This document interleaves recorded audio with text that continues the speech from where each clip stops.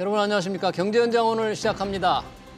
20대 대통령 선거가 하루 앞으로 다가왔습니다. 이재명 더불어민주당 후보는 수도권을 중심으로 마지막 유세를 이어가고 윤석열 국민의힘 후보는 제주도에서 시작해서 서울에서 유세를 마무리할 예정인데요.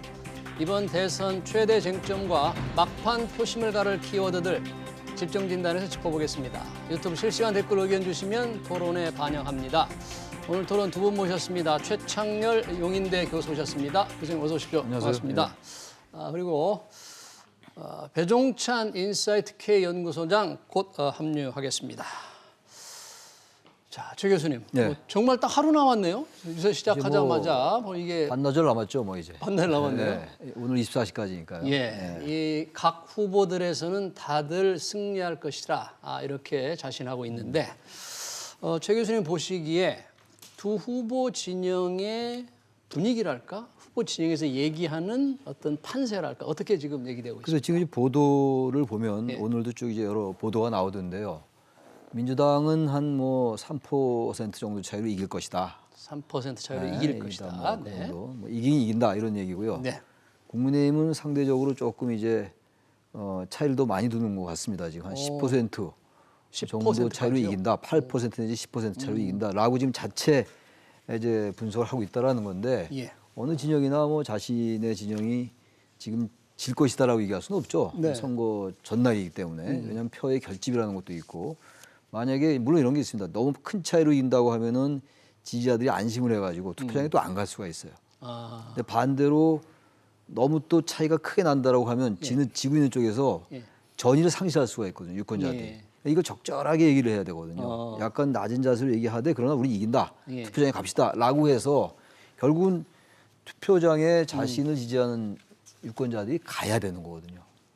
그래서 이제 양쪽 진영이 지금 다 이긴다고 얘기하는데 아무튼 간에 팩트는 민주당보다는 이제 국민의힘이 조금 더 큰 차로 자신들이 이긴다고 얘기하고 있는 그런 상황입니다. 현재로서는 그렇습니다. 예. 판세를 얘기할 때 국민의힘이 조금 자신 있게 얘기를 하고 있다. 네, 민주당보다는. 민주당은 조금 이제 박빙 열세인 건 인정하면서도 상당히 따라붙었기 때문에 예. 선거 당일날은 이제 오히려 추월은 하긴 하되 신승할 것이다라고 이제 분석을 내놓고 있는 상황입니다 지금. 어찌됐든 서로 이긴다고 얘기하는 거죠. 그렇습니다. 예. 여튼 지금 초접전 여론조사 공표 금지 기간이기 때문에 우리 시청자들, 국민들은 지금 전혀 알 수가 없습니다. 배종찬 소장님 어서 오세요. 안녕하십니까. 소장님 어떻게 양쪽 진영 얘기를 많이 듣고 계실 텐데 네. 양쪽 진영에서 하는 얘기, 소장님 생각하는 얘기 하루도 안 남은 지금 판세 어떻게 듣고 계십니까? 깻잎 한 장 차이라고 봐야 되겠죠. 깻잎 한 장 차이, 그 정도 접전이다. 누가 이길지 알 수 없는 그런 판세고 누가 이긴다 하더라도 그만한 이유가 있겠구나라고 또 납득할 수밖에 없는 그런 선거가 되고 있거든요. 그러니까 네. 중요한 것은 공표 금지 직전에 나왔던 마지막 여론조사가 그래도 윤석열 후보가 오차 범위 내에서 앞서는 조사들이 좀 많았다. 그렇다면 여론조사 추세대로 간다면은 윤 후보는 신성이든 아니면 정말 깻잎 한 장 차이든 이길 수가 있는 것일 테고 네.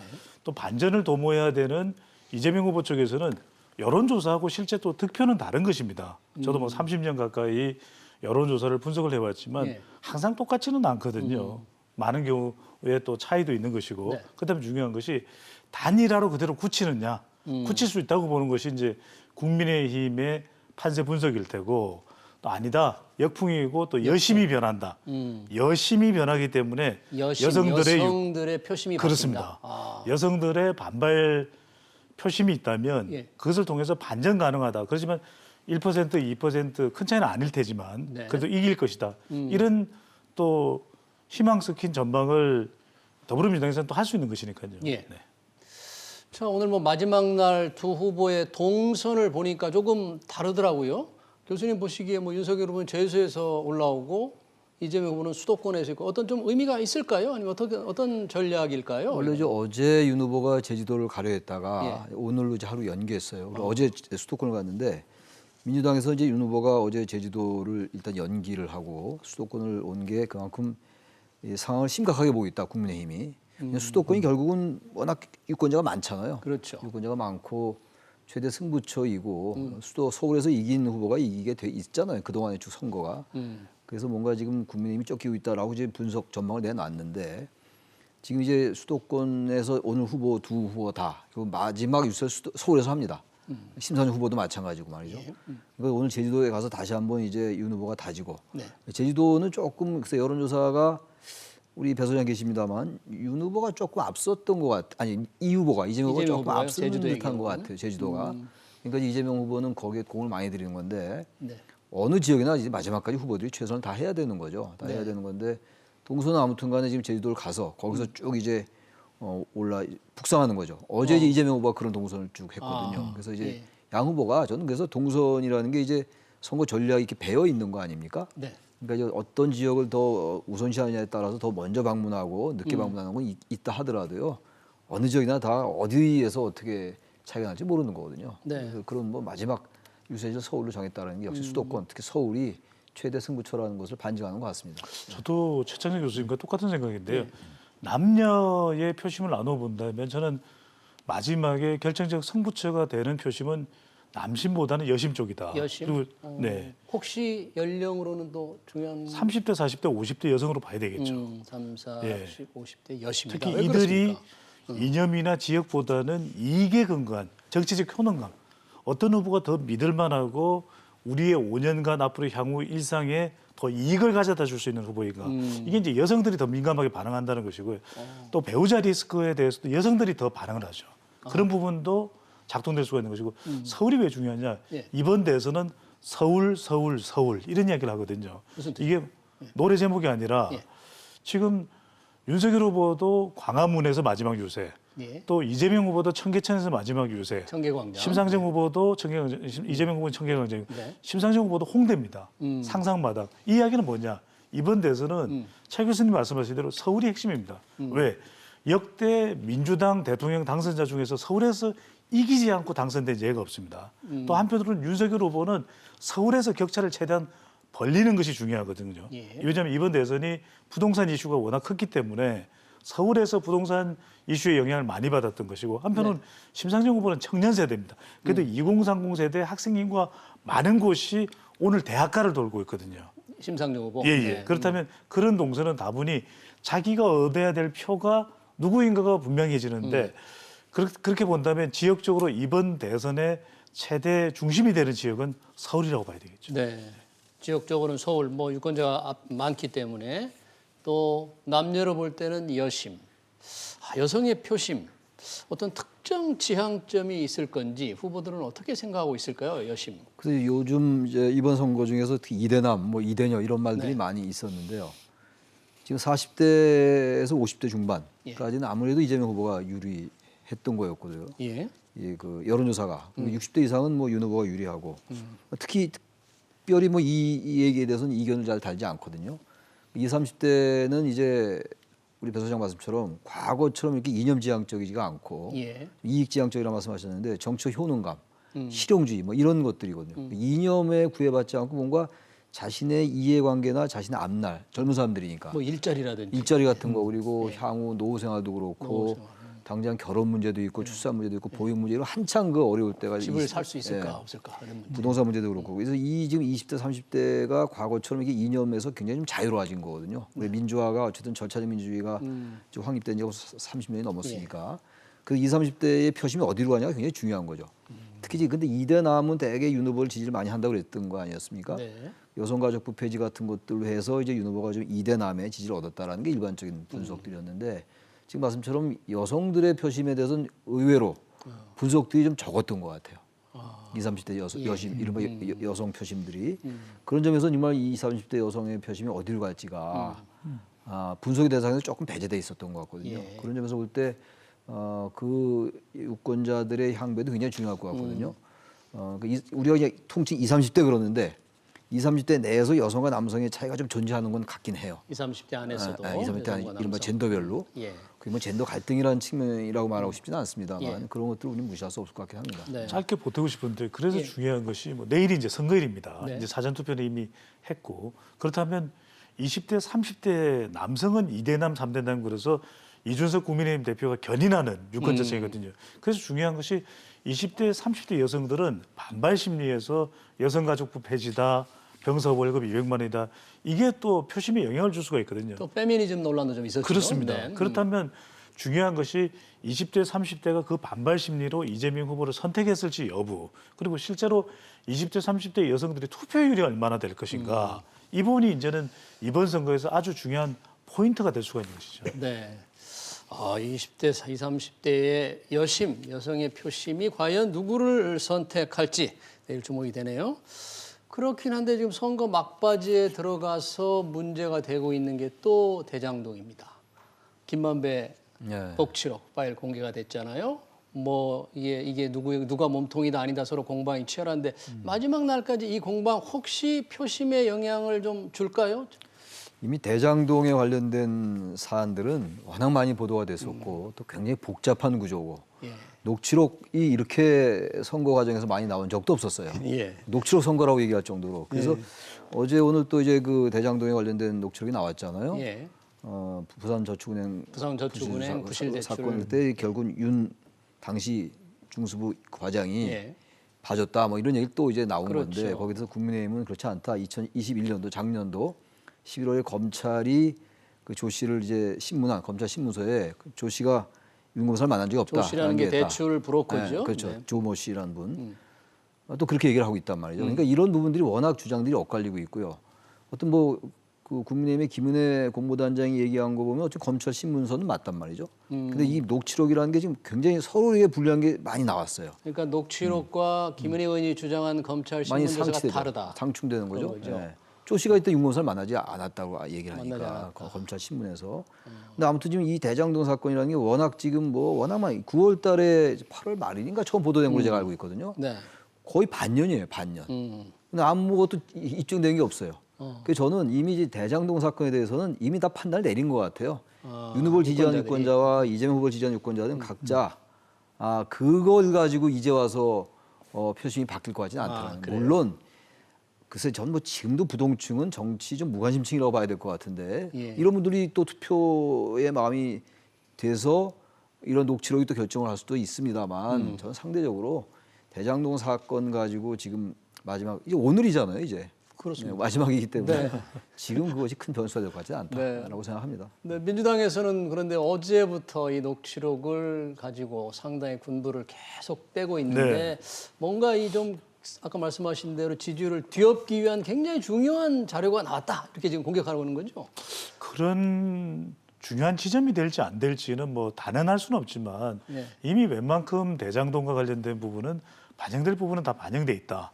그리고 지금 이번 대선의 특징은 뭐냐면 한 후보의 의혹이 나오면 또 다른 후보의 의혹이 나옵니다. 그래서 이번 대선을 네. 뭐 독인 개그인 또는 뭐 이판사판 이판사판. 또 이렇게 이야기가 나오는데 피장파장 네. 이런 대선의 성격이 있는 것이 예. 빅데이터상으로도 계속 그렇게 나타나고 있거든요. 그래요? 근데 이게 유의미하지 않지는 않다고 보는 것은 뭐냐면 지금 윤석열 후보나 이재명 후보 지지층들은 믿고 싶은 대로 믿을 겁니다. 그러니까 대장동 지금 김만배 부산저축은행 네. 불법 대출 의혹과 관련된 부분 예. 또 지금 바로 또 터져 나온 것은 이재명 후보의 수행비서 백모 씨의 발언이거든요. 대법관들 로비설이 나오거든요. 로비설. 그러니까 서로 이런 내용들이 계속 나오는 겁니다. 그런데 이 내용들이 저는 지지율의 큰 폭의 변화는 안 되지만 지금 뭐 1, 2% 정도 포인트 정도로 대체적으로 유권자나 전문가들은 전망하고 있는 거 아니겠습니까? 네. 대선 결과를.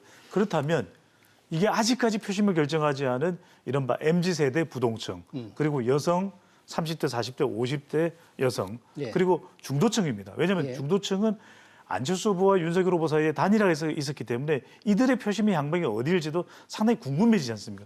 적어도 이들은 1, 2%라도 전체 유권자에서 마음의 결정을 할 것이기 때문에 저는 결정적이지는 않을 수 있지만 그래도 상대적으로 치열한 접전 양상을 본다면 유의미한 정도의 영향은 받을 수도 있을 걸로 보입니다.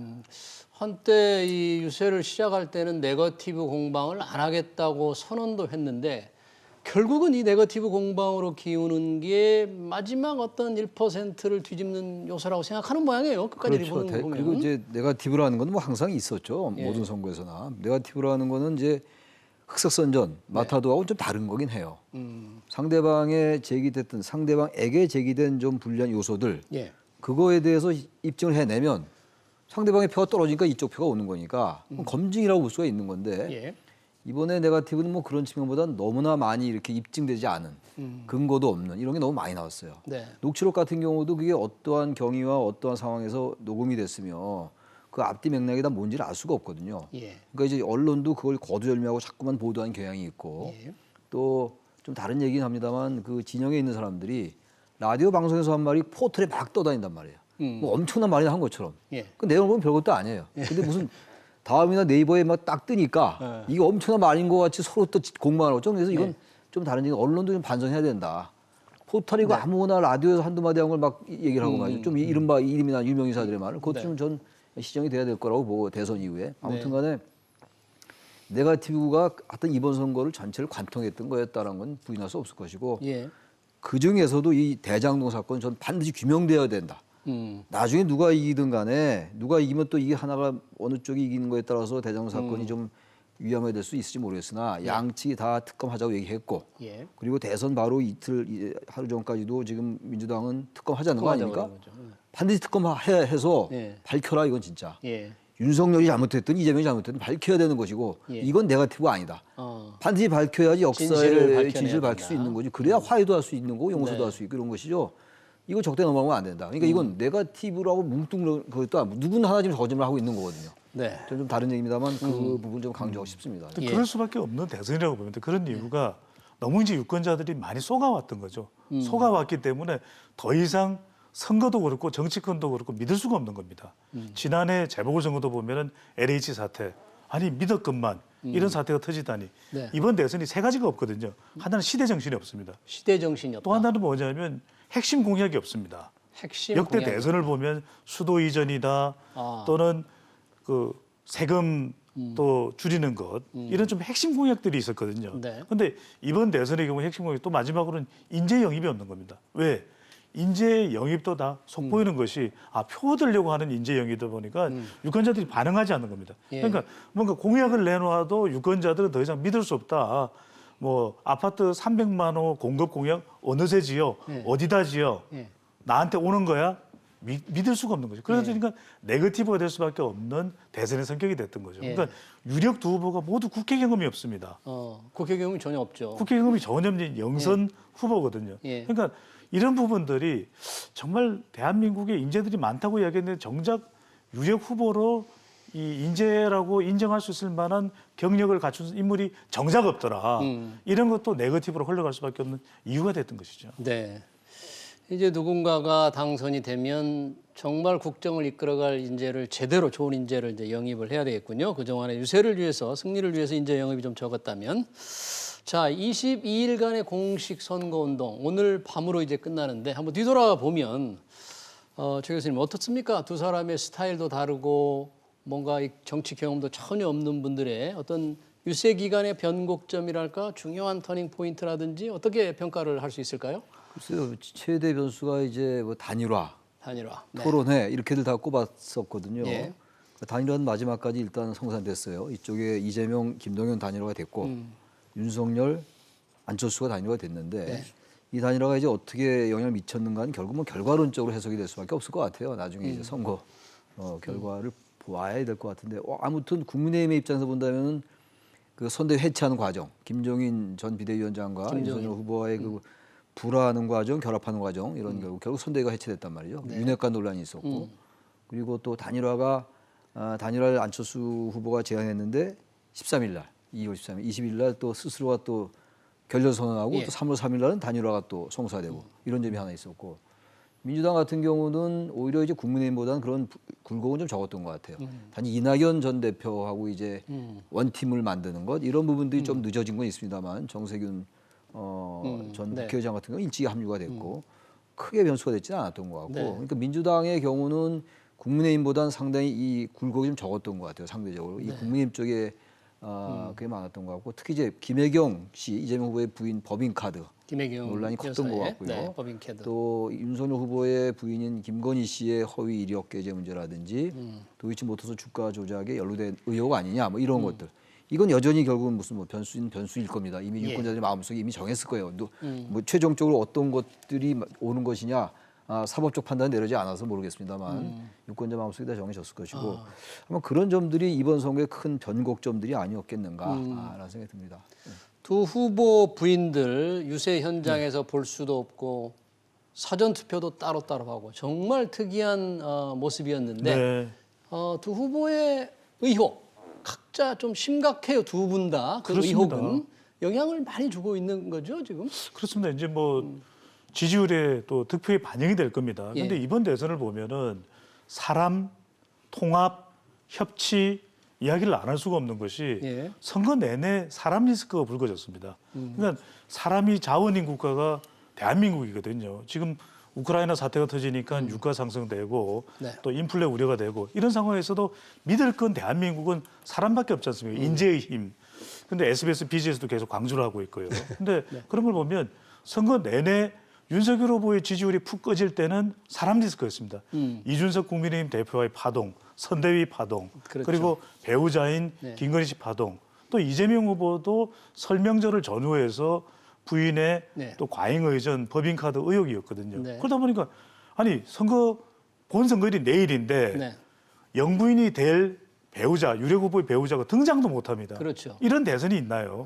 그리고 심지어는 이러다 보니까 끝까지 네거티브로 일관되다 보니까 선거 이후의 후유증을 더 많이 걱정합니다. 그러니까 시대 정신이 통합이 돼야 되는데 지금 윤석열 후보가 대통령이 된다면 국회와의 협치를 어떻게 할 것인가? 예. 또 이재명 후보가 대통령이 된다면 제1야당인 국민의힘과의 협치를 어떻게 할 것인가? 계속 국민들은 걱정 속에서 실험만 더 커지고 있는 것이거든요. 저는 이번 대선을 보면서 우리가 해결해야 될 문제는 명확해졌다. 예. 사람, 통합, 협치 이것을 얼마나 경제적으로 가성비 있게 효율적으로 할 수 있는가가 예. 선거 개표 당선자 결정되는 그 순간부터 우리에게는 과제입니다. 참 그런 관심 속에서 높은 관심을 반영해서 이제 사전 투표 37% 나온 거죠. 네, 그렇죠. 각자 유리하게 해석을 하던데 뭐 지금 돌아보면 과연 어느 당이 정말 좀 유리할까? 연령별은 어떻을까? 어떻게 보십니까, 교수님? 그래서 우선 호남에서의 사전 투표율이 굉장히 높았거든요. 그렇죠. 50% 넘었다고. 네, 그건 글쎄요, 뭐 전혀 알 수는 없겠습니다만 네. 이재명 후보로 상당히 결집했을 가능성이 있다라고 저는 봐요. 호남에서 너무 사전 투표율이 높으니까 50% 넘을 정도로. 예. 근데 다른 지역에서는 또 투표율이 경기도 같은 경우 좀 낮았어요, 상대적으로. 또 강원도 같은 경우도 높았더라고요. 38%예요. 또. 예. 그러면 강원도는 다 그런 건 아니지만 윤 후보가 조금 뭐 접경 지역이니까 좀 보수 성향이 있다고 친다면 뭐 아주 전통적인 뭐 분석 방법이긴 한데 예. 그럼 강원도가 높았다고 해서 그건 윤 후보가 반드시 유리하냐 이렇게 해석할 수 없단 말이죠. 예. 그러니까 결국 사전 투표율은 제가 말씀드리고자 하는 거는 이 투표율이 높다고 해가지고 어느 후보에게 유리하다 불리하다고 얘기하는 게 네. 조금 안 맞을 수 있다는 거예요. 다시 말씀드리면 저도 늘 그냥 사전 투표 하려 해요. 네. 저는 5일날 했는데. 예. 그러니까 그냥 뭐 특별한 뭐 누굴 찍어야지 뭐 결집하고 뭐 언론 다 그런 표현 좋아하는데 저도 표현을 많이 썼는데 그런 것도 그런 겁니다만 일단 편리하잖아요. 그리고 이제 투표를 만약에 그날 내가 무슨 일이 생기면 못 할 수 있으니까 그렇죠. 미리 이틀이나 되니까 사전 투표는 예. 빨리 하자. 저희 집사람 같은 경우도 같이 가서 하자. 예. 그런 거거든요. 야 누굴 심판하자, 누굴 결집하자 이런 것보다 그래서 저는 예. 이 사전 투표가 우리 생활에 굉장히 깊숙이 들어와 있는 것 같아요. 우리 정치 생활에. 익숙해진 거죠, 거예요. 아주 이제. 사전 투표에 익숙해졌기 때문에 예. 또 투표율이 높았을 가능성이 예. 높다. 전 또. 특별히 어느 지역을 누굴 심판해야 되니까 가서 찍고 또 누구 역풍이 불어서 단일화 역풍이 찍고 이거는 너무 언론의 도의적인 분석이 아니겠는가라는 게 제 생각입니다. 물론 또 어느 쪽이 더 유리하다 불리하다 이야기하기는 어려울 것 같습니다. 어렵습니까? 그럼에도 불구하고 이제 사전투표 특히 이제 호남 지역이 워낙 높았지 않습니까? 그러니까요. 이재명 후보 유불리 또 윤석열 후보 유불리를 떠나서 이재명 후보가 기대감을 가질 만한 사전투표로 보입니다. 그런데 또 상대적으로 경기도는 또 이전 총선에서도 사전투표율이 비교적 좀 낮은 편이었거든요. 네. 그렇다면 중요한 것은 본선거에는 또 윤석열 후보 지지자들이 또 대거 나올 것으로 그렇게 전망이 되고 있기 때문에 예. 전체 양이 어디 쪽이 더 높으냐, 사전 투표율이 전체적으로 전체 투표자 중에서 비중이 높으냐, 네. 아니면 본 선거일 날 투표자가 전체 투표자 중에서 비중이 높으냐 이 부분도 영향을 줄 것 같고요. 예. 특히 이제 경기도의 최종 투표율 네. 그리고 대구 지역이죠. 대구 지역의 최종 투표율도 상당히 후보들 간의 유불리에는 투표율만 놓고 보면 또 영향을 줄 수 있을 것으로 보이고 특히 아까도 말씀드렸듯이 중요한 것이 20대, 30대 여성을 비롯해서 여성들의 투표율이 어느 정도나 될까? 이건 출구조사 결과가 나와봐야 알 수 있는 내용이거든요. 예. SBS도 이제 출구조사를 하는데 예. 이 내용이 나온다면 실제로 우리가 투표율과 유불리의 상관관계도 사후적으로는 밝힐 수 있을 것으로 보입니다. 예. 사실 사전투표 때 굉장히 논란이 됐던 확진자 격리자의 투표 관리의 혼선, 선관위가 호된 지금 비판을 받고 있는데 본투표는 내일 오후 6시부터 7시 반까지 1시간 반 동안 과연 이 문제가 없을지 좀 유권자들 참 걱정이 굉장히 많습니다, 지금. 저는 그 당연히 걱정이 되고 예. 더 걱정되는 게 예. 어느 후보가 이기고 질 거 아니겠어요. 그렇죠. 윤 후보하고 이재명 후보 둘 중에 하나가 그렇게 될 가능성이 높은데 과연 어느 한쪽이 그 박빙으로 끝났을 때 선거 결과 예. 진 쪽이 문제 제기하지 않을까요? 진 근데 쪽에서. 다시 말씀드려서 이게 선거 불복으로 이어진다면 가뜩이나 지금 양대 진영이 최대한 뭐 결집돼서 극한적인 대결의 양상으로 치러진 선거였기 때문에 충분히 문제 제기할 수 있는 근거가 있어요. 그 선거관리위원회가 이번에 한 행태가. 그러니까요. 말이 안 되죠. 라면 상자에다 뭘 받아가고 소쿠리에 받아가고 이거 상상할 수 없어요. 대한민국의 세계 뭐 최고 수준의 선거관리라고 하면서도 그 확진자가 20만 명씩 나온다는 건 이미 오래전에 예상돼 왔던 거였거든요. 의학적으로. 예. 저는 선거관리위원장 사퇴해야 된다고 봅니다. 오늘 사과만 해야 되는데 오늘 사퇴를 했었어야 돼요. 그래도 투표 관리는 다 하고 내일 다 해야죠. 하고 그리고 예. 아까도 얘기를 하는 거 보니까 노정희 선관위원장이 발표를 보니까 예. 특별히 어떻게 국민 여러분이 걱정을 해결하겠습니다라는 말이 없더라고요. 구체적인 해결 방안 없이. 최대한 열심히 이제 잘하겠다 이렇게만 예. 얘기하는데 아무튼 얘기가 좀 딴 데로 갔는데 예.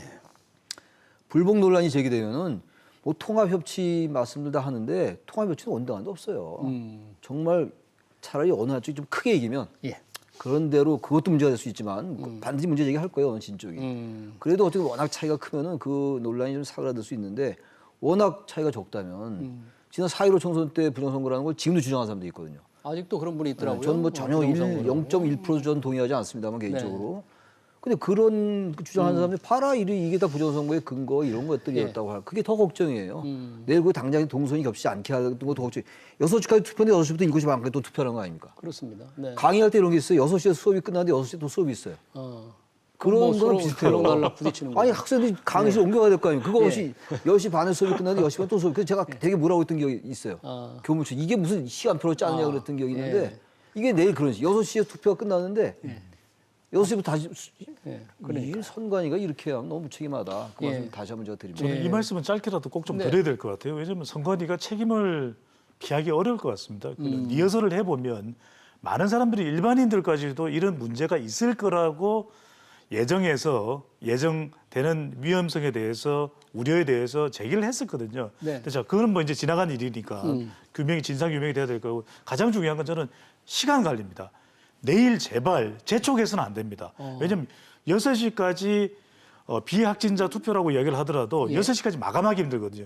충분히 여유를 줘야 됩니다. 6시까지 다 못 끝내더라고요. 예, 6시 30분이든 7시든 차분하게 여러분들의 생각대로 지지하는 후보에게 투표하고 싶은 후보에게 투표하십시오. 그래서 그 이후에 7시 30분까지라도 이야기를 했는데 저는 확진자 숫자가 얼마 될지 모르거든요. 예. 그럼 이분들에게도 충분한 시간을 줘야 됩니다.